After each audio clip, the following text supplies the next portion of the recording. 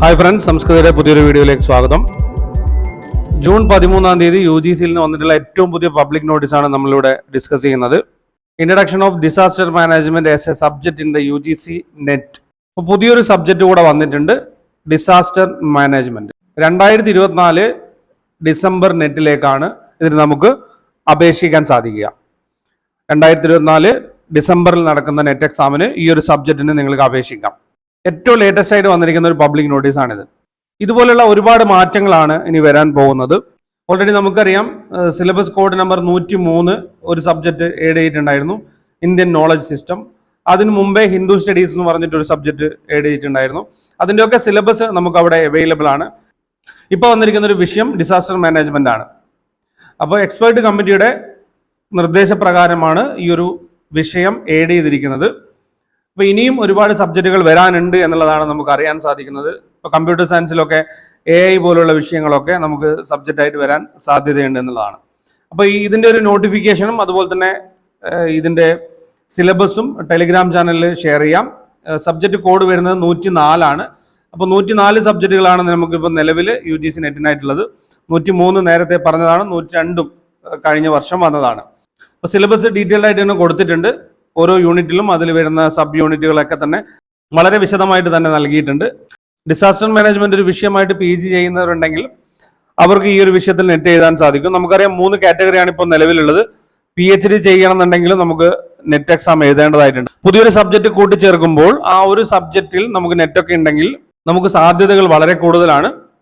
Disaster മാനേജ്മെന്റിൽ തന്നെ net വേണം, PhD ചെയ്യണം എന്നൊക്കെ ഉണ്ടെങ്കിൽ തീർച്ചയായിട്ടും അവർക്ക് ഇതൊരു അവസരമാണ്. അതുപോലെ തന്നെ ഇന്ത്യൻ നോളജ് സിസ്റ്റത്തിനായിട്ട് UGC ഒരു പോർട്ടൽ തന്നെ ഓപ്പൺ ചെയ്തിട്ടുണ്ട്. 10 മാസം മുമ്പ് UGCയുടെ ചെയർമാനാണ് അത് പബ്ലിഷ് ചെയ്തത്. അതിനൊരു പോർട്ടൽ തന്നെയുണ്ട്. നെറ്റിൽ സിലബസ് ആയിട്ട് വന്നു എന്നുള്ളതാണ്.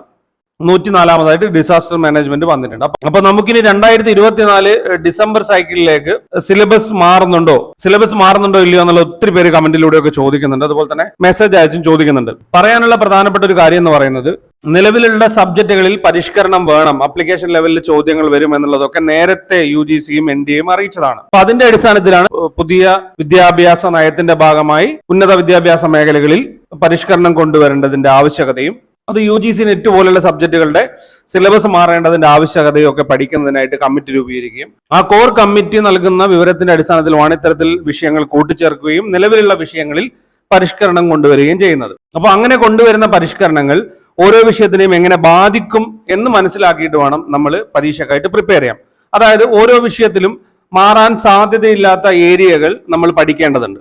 അപ്പൊ ആ ഒരു രീതിയിലാണ് 2024 ഡിസംബറിലേക്കുള്ള കോഴ്സുകളൊക്കെ നമ്മൾ പ്ലാൻ ചെയ്യുന്നത്. അതായത് ഇപ്പൊ കൊമേഴ്സ് ആയാലും ഇംഗ്ലീഷ് ആയാലും മാറ്റം വരാൻ സാധ്യതയില്ലാത്ത ഏരിയകൾ ഏതൊക്കെയാണെന്ന് മനസ്സിലാക്കുക, അത് നേരത്തെ പഠിക്കുക. ഇപ്പൊ സിലബസിൽ മാറ്റം ഉണ്ടാകണമെങ്കിൽ നമുക്ക് ഈ ഒരു പരീക്ഷയുടെ റിസൾട്ടൊക്കെ വരേണ്ടിയിരിക്കുന്നു. ഇപ്പൊ കഴിയുന്നത്, അതായത് ജൂൺ എക്സാമിന്റെ റിസൾട്ടൊക്കെ വന്നു കഴിഞ്ഞാൽ സിലബസിലെ മാറ്റങ്ങൾ കൃത്യമായിട്ട് നമുക്ക് അറിയാൻ സാധിക്കും.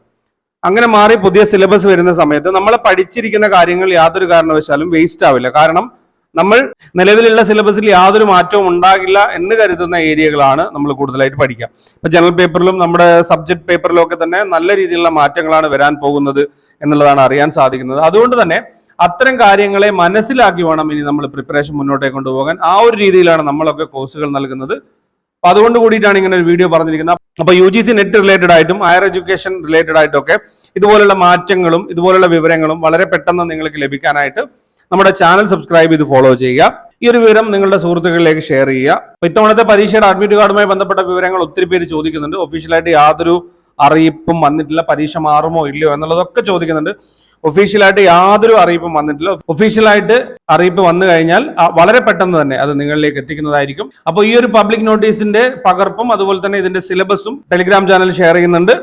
ഇതുപോലെ നിങ്ങൾക്ക് ഉപകാരപ്രദമായിട്ടുള്ള മറ്റൊരു വിഷയവുമായി നമുക്ക് അടുത്ത വീഡിയോയിൽ കാണാം. Thank you for watching. Keep studying. Stay safe.